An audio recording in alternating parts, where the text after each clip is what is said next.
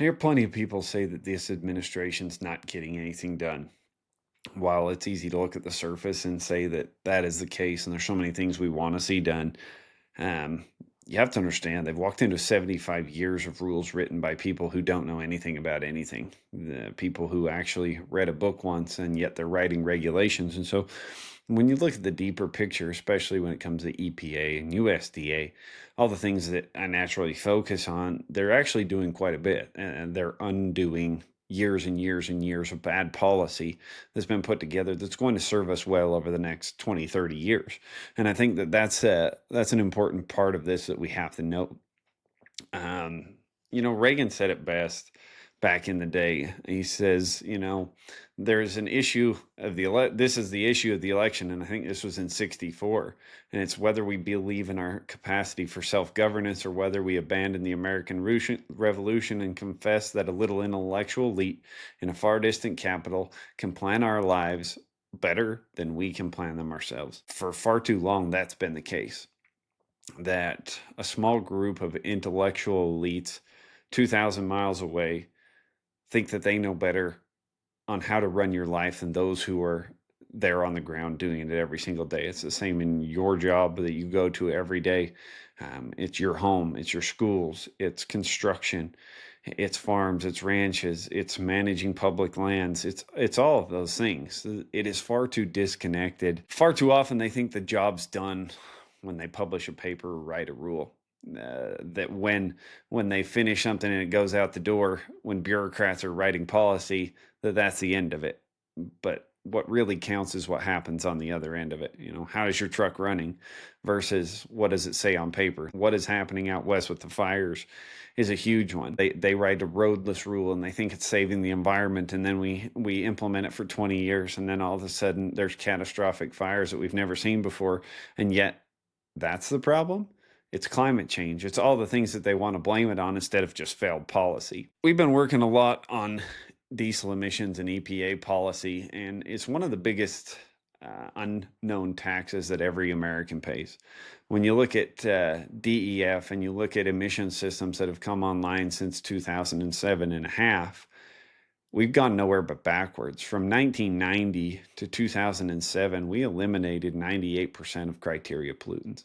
We made it 98% of the way, and yet since 2007 and a half till current, we've watched engine efficiencies go way down. We've seen longevity in diesel engines plummet half life of what it used to be. We've seen nothing but bad come out of emission system. Anybody that owns one, anybody that operates one down the road, not to mention it's costing you, the American taxpayer, trillions upon trillions of dollars every single year for these emissions to stay in place. It's everything from the food that you eat every day to the goods you get delivered to your home, your Amazon packages, UPS, whatever it is. You're paying that hidden cost, and it's passed on. The federal government right now could save trillions upon trillions upon trillions of dollars, by our estimations and by that of some of the people in SBA, in just savings to the American consumer, and not to mention save the environment. Literally, we are going to make things, if we can roll back these regulations, we're actually going to make the environment cleaner. It's going to be based on real science and real boots on the ground thing, and yet it's not going to cost the American public trillions of dollars. It's going to help every American family, and this is something that we've been extremely focused on, growing this and working that backwards. Not to mention the downtime, not to mention all the hard it makes. There's trucks standing on the side of the road. There's DEF you've got to put in your truck now. We're seeing the cost of owning these vehicles, not to mention buying them, but owning them over the lifespan. We figure that in the lifespan of these vehicles, they're going to cost you $30,000 more dollars in the lifespan of that vehicle to own, in fuel costs, in DEF, in repairs. Anybody that has one knows how long they last. By the time the warranty's up, there's already been at least one recall on the emission system and probably a failure. And so this cost, again, is being passed on to you, the American consumer. It's being passed on to every single one of us every time we go to the grocery store. You've seen the president talk a ton about right to repair. vehicle companies have made it so that you can't repair your own vehicle, that you have to go to your own shop, whether it's a truck or a tractor, all these things. You have to go to them to fix it. You don't have the right to repair that. And there's been some big rulings come out on that. We're seeing this pushback, and the president understands that. We've seen him talk about it a ton. And the problem is, they go to these administrative agencies and they say, hey, we want to fix this. I think the thing that we're running into, you have thousands of bureaucrats that are holdovers from prior administrations. And the president goes to the administrators and says, hey, I want to fix this. This is a problem. They say, okay, let's go to the team and fix it. So they divvy it out to the bureaucrats that have been there forever. And they say, hey, the president wants to fix this. They pick the lowest hanging fruit on the tree that actually does nothing. They send it back up the channel and say, hey, look, the problem's fixed. The problem's solved. It rarely is. And so then they go back again. And we've seen this time and time again with this administration already. It says, hey, I want to fix something. And it comes back, it's not fixed. It says, well, I thought we fixed this. And the memo's not making it from the ground to the Oval Office. And we're starting to see that. I think it's understanding. You see people losing their jobs over it. And I think it's high time, because we've only got 2 years left to make this right.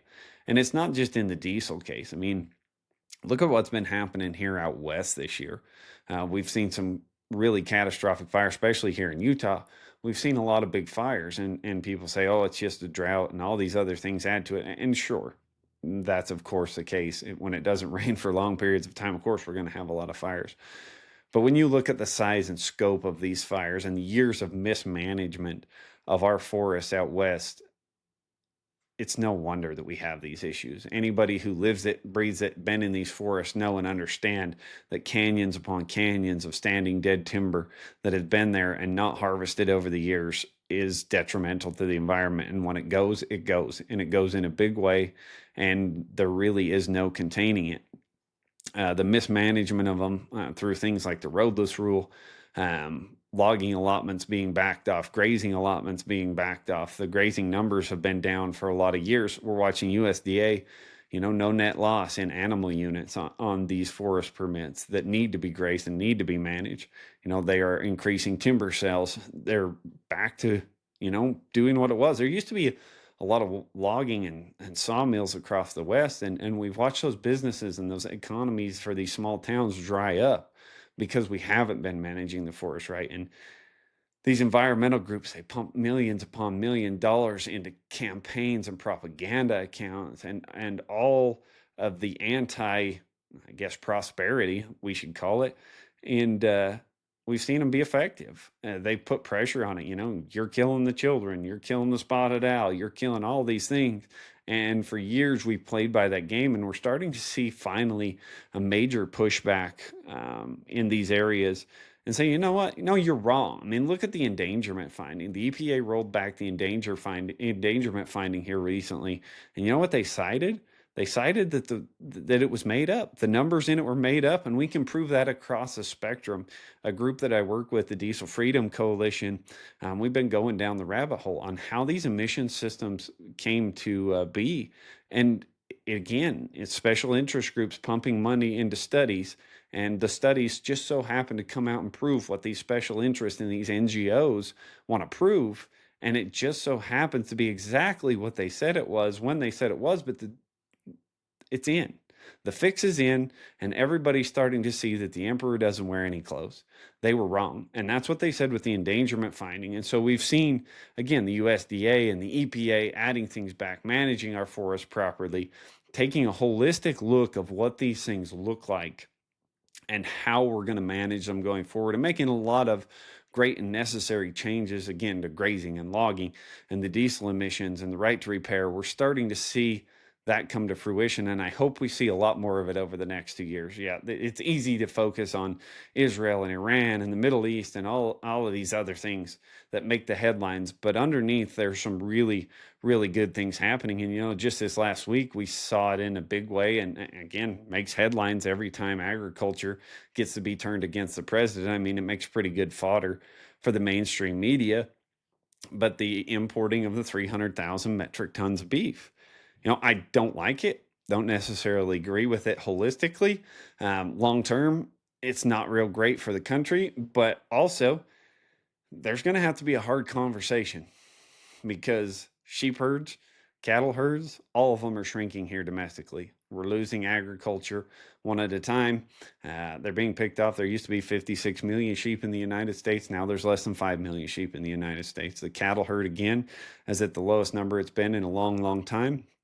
And beef prices, lamb prices are all pretty high right now. But they're starting to go into a realm of unaffordability for a lot of the American public. And that's what I don't think people take into account is that the president is in a pretty tough spot.